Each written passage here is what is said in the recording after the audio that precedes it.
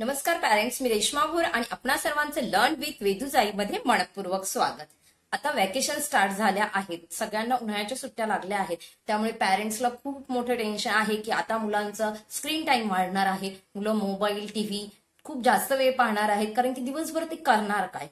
तर आपल्यालाही हाच प्रश्न पडतो की ते दिवसभर करणार काय, टीव्ही किती पाहणार आणि दुसरं काही करायला नसल्यामुळे मग येऊन जाऊन मुलं काय करतात, टीव्ही घेऊन पाहतात। आपण त्यांना जास्त उन्हामध्ये खेळायलाही सोडत नाही, ऊनच तेवढं असतं, त्यामुळे आपण पण काय म्हणतो, टीव्ही पहा। पण आपण मुलांना ही गोष्ट समजून सांगायची आहे की तुम्हाला जी ही उन्हाळ्याची सुट्टी मिळाली आहे, जे काही तुमचं समर व्हेकेशन आहे, हे फक्त तुम्हाला एन्जॉय करण्यासाठी नाही आहे। एन्जॉय तर भरपूर करायचंच आहे मुलांनी, पण त्याचबरोबर थोडाफार स्टडी करायचा आहे, हे मुलांना आपणच समजून सांगितलं पाहिजे। मला माहितीये की वर्षभर मुलं अभ्यास करतात, मग आपल्यालाही असं वाटतं की जाऊ दे, 1 महिना 2 महिना जी काही सुट्टी मिळते त्यांना ती एन्जॉय करू दे। पण मग ह्यात काय होतं, एन्जॉयमेंट कमी राहते आणि मुलं जास्त वेळ खूप म्हणजे जास्त वेळ त्यांचा स्क्रीन टाइम मध्ये जातो। टीव्ही पाहणे, मोबाईल पाहणे, मोबाईल तर देऊच नका मी सांगते, पण जो पण टीव्हीचा टाइम आहे तो पण भरपूर होतो, 3 तास 4 तास असं होतं। मग त्यापेक्षा तुम्ही काहीतरी लिमिट सांगा मुलांना की तुम्हाला 2 तास टीव्ही पाहायला भेटेल आणि त्याच्या व्यतिरिक्त तुम्हाला जे काही करायचे ते तुम्ही करू शकता। मग ऍटलीस्ट जरी अभ्यास नाही केला तरी चालेल, पण मग खूप जास्त टीव्ही पाहिली नाही पाहिजे। मग मुलांचा दिवसभरात वेळ कसा जाणार, तर तुम्हाला मुलांना समजून सांगायचंय की तू स्कूलमध्ये जातो तेव्हा तू 4 ते 5 तास तू स्टडी करतो, तर आता तुला काय करायचंय, फक्त 1 ते 2 तास स्टडी करायचंय आणि तो खूप कमी वेळ आहे, बाकीचा वेळ तू खेळ, टीव्ही पहा, ड्रॉइंग कर, काही कर। हे आणि कसं समजून सांगायचं, जर मोठी मुलं असतील तर त्यांना बोलून कळणारच आहे, आणि जर तुमची मुलं लहान असतील तर तुम्ही काय म्हणायचं, काय सांगू शकता त्यांना, सांगायचं जसं तुला भूक लागल्यावर तू जेवण मागतो आणि ते जेवण खाल्ल्यावर तुला काय होतं, एनर्जी मिळते, तसंच आपल्या ब्रेनचं, आपल्या माइंडचं किंवा आपल्या मेंदूचं असतं। जर तुम्ही त्याला जेवण दिलं नाही, त्याला अन्न दिलं नाही, तर तोही आळशी बनतो। ते कसं, आणि आपल्या ब्रेनचं जेवण काय आहे, हा मुलालाच विचारायचं। मुलाला नाही समजलं तर तुम्ही आहात सांगायला, मुलांना सांगायचं की ब्रेनचं, आपल्या मेंदूचं, माइंडचं जेवण हे आहे। त्याला एनर्जी कुठून भेटते, नवीन नवीन गोष्टी लर्न केल्या, नवीन गोष्टी, नवीन थिंग्स तुम्ही जेव्हा शिकता तेव्हा तुमचा मेंदू हा ऍक्टिव्हेट होतो। त्याच गोष्टी तुम्ही करत राहिल्या तर तो पण आळशी बनतो। मग सारखी सारखी टीव्ही पाहणे, सारखं सारखं तेच तेच करणे, त्यापेक्षा ह्या सुट्टीचा सदुपयोग करायचा आहे। आणि त्यासाठी तुम्ही मुलांना काही वर्कशीट द्यायच्या आहेत। तुम्ही त्यांना खूप सारे बुक्स घेऊन अजिबात बसायचं नाही। जेव्हा तुम्ही मुलांना सांगाल की तुम्हाला 2 तास स्टडी करायचं आहे, तेव्हा कुठेतरी मूल जाऊन 1 तास दिवसभरात स्टडी करेल आणि इनफ आहे। तुम्हाला काही त्यांना 3-3 4-4 तास बसवायचं नाही आहे, पण ऍटलीस्ट नवीन थिंग्स त्यांना शिकतीलही ते, ह्या सुट्टीचा सदुपयोग त्यांना होईल। तर तुम्हाला काय करायचं आहे, तुमचं मूल ज्या विषयामध्ये, ज्या सब्जेक्टमध्ये वीक असेल तो सब्जेक्ट तुम्हाला घ्यायचा आहे, पण फक्त तोच नाही घ्यायचा। जर ज्या सब्जेक्टमध्ये त्याला खूप जास्त इंटरेस्ट आहे तर तोही घ्यायचा आहे, आणि सगळ्यांच्या वर्कशीट बनवायच्या आहेत। आणि वर्कशीट रेडी असेल ना, तर मुलालाही म्हणायला वेळ भेटत नाही की मी काय करू, माझा वेदू आहे तो कायम हाच प्रश्न असतो, आई मी काय करू, एकदा टीव्ही बंद झाला का आई मी काय करू हा प्रश्न असतो। त्यामुळे मीही स्वतः आता त्याच्यासाठी वर्कशीट बनवणार आहे, त्या मी तुमच्याबरोबर नक्कीच शेअर करेन। तो आता 3rd ला गेला आहे आणि आता त्याला वेकेशन स्टार्ट झाली आहे, तर त्याचाही स्क्रीन टाइम वाढला आहे। मोबाईल तर मी त्याला अजिबातच देत नाही, पण भरपूर वेळ टीव्ही होतो पाहणे आणि तोच मला टाळायचा आहे। त्यासाठी म्हटलं तुमच्याबरोबर हा व्हिडिओ शेअर करूया। तर तुम्ही काय करू शकता, बाकीचे सब्जेक्ट अजिबात घ्यायचे नाही, तुम्ही लँग्वेज घ्या, मराठी, इंग्लिश आणि मॅथ्स ऑलमोस्ट सगळ्याच मुलांना आवडतं। एखाद दुसरंच मुलं असेल की त्याला कंटाळा येतो मॅथ्स करायला, तर तुम्ही मॅथ्स घेऊ शकता। मराठी आणि इंग्लिश जरूर घ्या, कारण की खूप सारा गॅप पडला का नंतर मुलांना पण कंटाळा येतो, स्कूल जेव्हा चालू होतं तेव्हा लँग्वेजचं पण स्टडी करायला। तर इंग्लिश मिडियमच्या मुलांना थोडंसं मराठी थोडंसं कच्चं असतं त्यांचं, तर तुम्हाला मराठीवर भरपूर फोकस करायचा आहे आणि त्याचबरोबर इंग्लिश लँग्वेज। तर तुम्ही काय करू शकता, रोज रात्री झोपताना मुलाला, आणि स्कूलचे बुक्स अजिबात घ्यायचे नाही, तुम्ही स्टोरी बुक ऑर्डर करा। मी वेदांत 5 वर्षाचा होता ना, तेव्हाच मी त्याला मराठीचे स्टोरी बुक आणलेले आणि त्यामुळे त्याचं मराठी खूप खूप सुंदर झालेलं आहे। मी असं त्याने स्कूलचं बुक सहसा जास्त त्यांनी रीड केलेले नाही, पण स्टोरी तर आवर्जून आवडीने रीड करायचा। 2-2 पेजेसच्या स्टोरी रीड करायच्या, एका टायमाला नाही।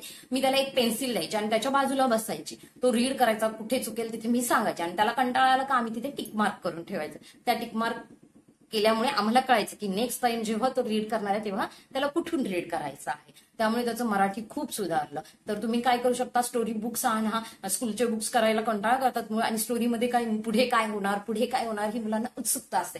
त्यामुळे ते स्टोरी रिडिंग आवडीने करतात. त्यामुळे काय फायदा होईल की तुमच्या मुलांचं मराठीचं वाचन सुधारेल, कारण की भरपूर मुलं अडखळत वाचतात. आणि तसंच इंग्लिशचं आहे. तुमच्या जर मुलांचं इंग्लिश थोडं वीक असेल तर काय करायचं, एक दिवस तुम्ही रात्री झोपताना, बरीचशी मुलं काय करतात, टीव्ही पाहतात. आई आणि वडील काय करतात, मोबाईल घेऊन बसलेले असतात. मुलं त्यांच्या टीव्हीमध्ये बिझी असतात आणि आई वडील त्यांच्या मोबाईलमध्ये बिझी असतात. तर तुम्हाला काय करायचं, झोपायच्या आधी अर्धा तास मुलाला घेऊन बसायचे. मग एक दिवस तुम्ही मराठी घ्या आणि एक दिवस इंग्लिश घ्या, किंवा आफ्टरनूनला तुम्ही मराठी घ्या आणि नाईटला तुम्ही झोपताना इंग्लिश घ्या, जसं तुम्हाला सोयीचं होईल. आणि मग तुम्हाला मुलाबरोबर बसायचं आहे आणि तो जिथे रीड करतोय, कुठे अडकतोय, काय करतोय, तिथे तुम्हाला त्याला हेल्प करायची आहे. तुम्ही बरोबर असाल तर मुलांनाही इंटरेस्ट येतो वाचनामध्ये. नुसतं तुम्ही एकट्याला दिलंय वाचायला पुस्तक आणि सांगितलंय तू वाच, आणि तुम्ही जर मोबाईल पाहत असाल तर मुलाचं तरी कसं लक्ष लागणार. त्यामुळे थोडंफार आईनेही मुलाच्या बाजूला बसायला पाहिजे अभ्यास करताना.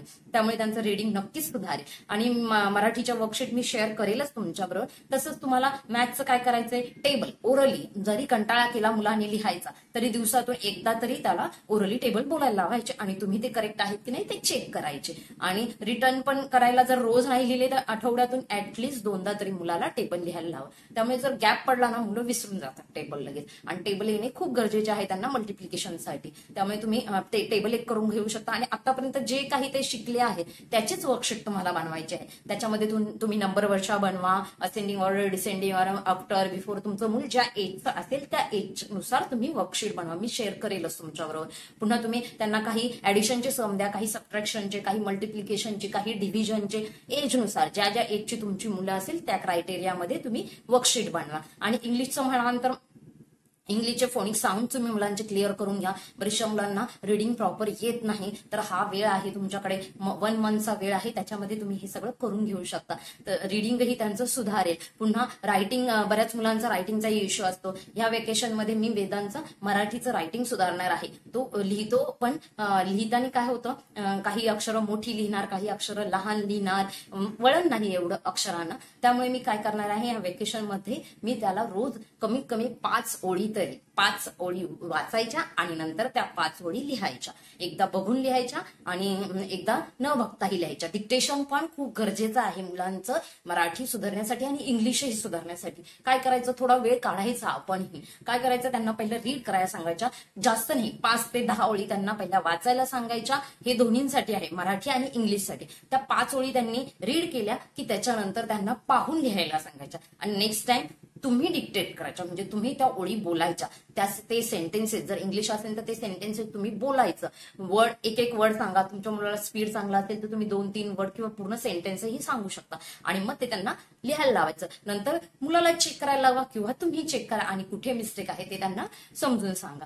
तर ह्या सुट्टीचा अशा प्रकारे तुम्ही सदुपयोग करू शकता. बाकीचे सब्जेक्ट तर ते वर्षभर शिकतात आणि त्यामुळे तुम्हाला ते घ्यायचे नाही आहेत, पण लँग्वेज जरूर घ्या आणि मॅथ्स पण घ्या. कारण की ऑलमोस्ट बऱ्याच मुलांना मॅथ्स आवडतं आणि जर आवडत नसेल तर तेही आवडू लागेल असं मला वाटतं. त्यामुळे आणि जर लहान मुलं असेल तर तुम्ही ओरली त्यांच्याबरोबर प्रॅक्टिस करा मॅथ्सची. खूप फायदा होतो. वेदांत 4.5 वर्षाचा असल्यापासून, 4-4.5 वर्षाचा असल्यापासून मी त्याला मॅथ्स भरपूर आवडतं. ते मी स्वयंपाक करताना, भांडी घासताना, काही करताना, आई काय करू प्रश्न आला की मी लगेच एखादं मॅथ्सचं त्याला सम सांगायचे ओरली. मग तो कॅल्क्युलेट करायचा. ह्याने काय होतं की पहिला तो बोटावर करायचा, मग 5-5.5 वर्षाच्या नंतर त्याला म्हणजे फिंगर काउंट करायची गरजच पडली नाही. तो डायरेक्ट ओरली 5+7, 8+10 हे तो 6 वर्षाचा असल्यापासूनच 5.5-6 वर्षामध्ये तो ही विदाऊट फिंगर करायचा. आणि हे कशामुळे शक्य झालं की ओरली प्रॅक्टिस केली का खूप फायदा होतो त्याचा मुलांसाठी. आणि ही सवय तुम्ही लवकरात लवकर मोडा मुलाची,